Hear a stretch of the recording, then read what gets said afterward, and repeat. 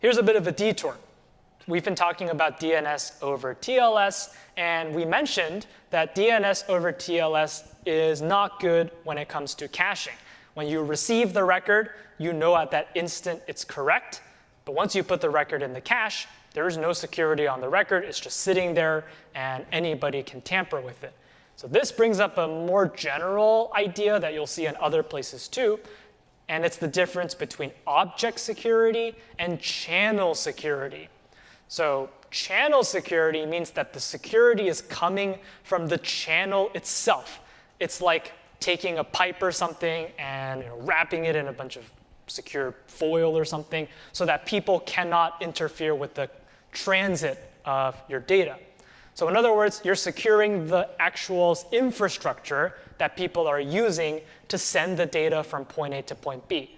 You're not changing the data itself. The data is just being sent back and forth like usual. And the thing you're changing is the channel itself to add extra security on the channel.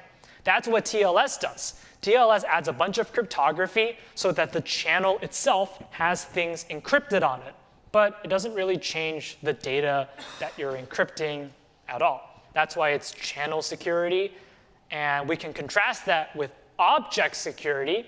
And here the idea is to not change the channel itself. If you have some pipe that's connecting two people, you don't wrap it in any sort of security. Instead, you change the data itself. So whatever data you're trying to send, you do something to that data, and then you send it across any channel you want. It could be a totally insecure channel, but the data itself is secure, and that's where the security is coming from.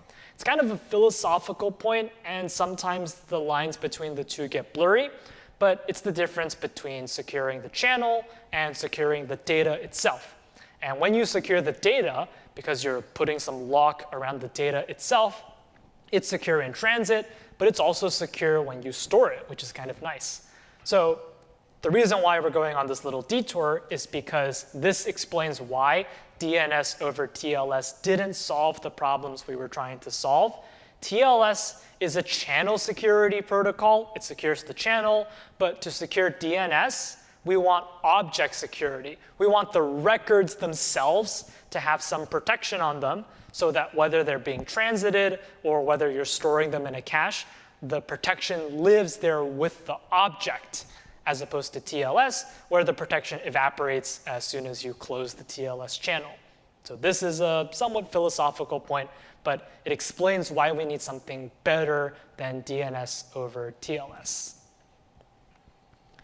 Now, before we leave DNS over TLS forever, I will mention that just because it's a little bit slower doesn't mean that people haven't tried it. And in fact, modern versions of Firefox apparently do use it. I imagine if you go into settings, it's something you can fix. And the argument for why they enabled it was that it does make performance slower. All of your connections will be affected a little bit, but they reason that the added security is worth it, and internet speeds have gotten so fast that the extra back and forth from the TLS handshake is not noticeable to most users. Maybe it's a couple milliseconds. Most users probably won't notice. So you can enable this. It does give you some security, but it's a trade-off with performance, and that's something that users have to decide whether they want.